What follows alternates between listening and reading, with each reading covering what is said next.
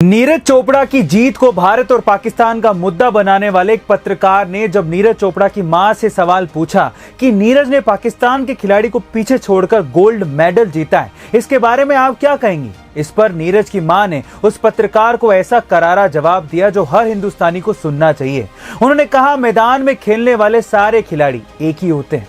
हर खेल में कोई ना कोई जीतेगा और कोई ना कोई हारेगा। इसमें भारत और पाकिस्तान जैसी कोई बात नहीं है। पाकिस्तान का खिलाड़ी जीतता तो हमें उतनी ही खुशी होती है और नीरज जीता है तो भी हमें उतनी ही खुशी है। नीरज की मां के इस जवाब ने हर हिंदुस्तानी का दिल जीत लिया है। आपको सुन के कैसा लगा कमेंट सेक्शन में जरूर लिखिएगा। पिताजी की मौत के बाद घर में रह गई एक मां और 3 जवान बेटियां।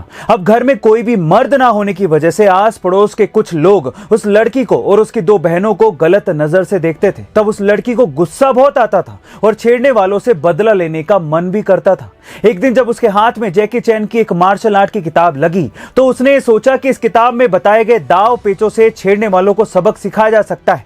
जिसके बाद उसने उस किताब में दिए गए मार्शल आर्ट के ही एक प्रकार वुशु को सीखना शुरू किया। पूजा कब मिक्स्ड मार्शल आर्ट और मैट्रिक्स फाइट नाइट की तरफ बढ़ गई उन्हें पता ही नहीं चला और अपने संघर्ष और मेहनत के बलबूते पर उत्तर प्रदेश के कस्बे में रहने वाली पूजा तोमर ने मैट्रिक्स फाइट नाइट में रूस की एनास्तासिया फेफेनोवा को हरा के वर्ल्ड चैंपियन का खिताब जीत लिया और एमएमएफ जीतने वाली इंडिया की पहली फीमेल फाइटर बन गई। गाइस, पूजा का यह सफर तो छेड़ने वालों से बदला लेने के लिए शुरू हुआ था, लेकिन बिना एक पंच मारे वर्ल्ड चैंपियन बनके पूजा ने उन सब छेड़ने वालों की फाड़ दी जो उनको गंदी नजर से देखते थे। गाइस, हम पूजा के इस जज्बे को सलाम करते हैं। एक गरीब आदिवासी जैसा दिखने वाला ये शख्स कोई और नहीं बल्कि एक आईआईटी प्रोफेसर है और पूर्व आरबीआई गवर्नर रघुराम राजन के गुरु रह चुके हैं। कौन है ये शख्स, चलिए जानते हैं।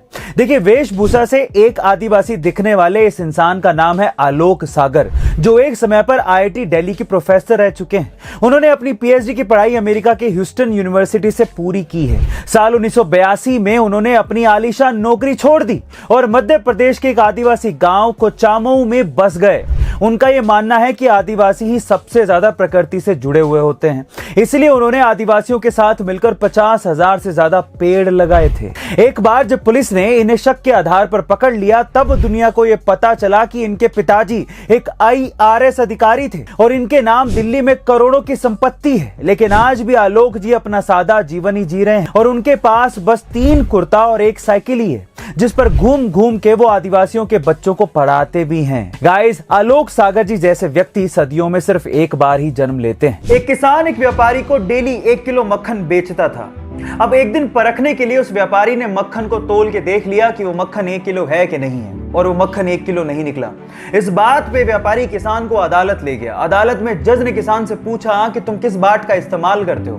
तो किसान ने कहा कि माय बाप, मैं तो अनपढ़ हूं, मैं कोई बाट का इस्तेमाल नहीं करता, लेकिन मेरे पास एक तराजू है तोलने के लिए।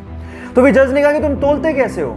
तो इस बात पे जो किसान ने जवाब दिया वो आप लोगों को सुनना चाहिए। किसान ने कहा कि ये तो अब मुझसे मक्खन खरीद रहा है, मैं तो इससे कब से ही 1 किलो ब्रेड खरीद रहा हूं और उसी 1 किलो ब्रेड को तराजू के एक पलड़े में डालकर मैं इसे मक्खन तोल के दे देता हूं। अब आप समझ तो गए होंगे कि गलती किसकी है। Now the moral of the story is guys, जैसा बोओगे पाओगे वैसा ही, इसलिए be careful about your Karma.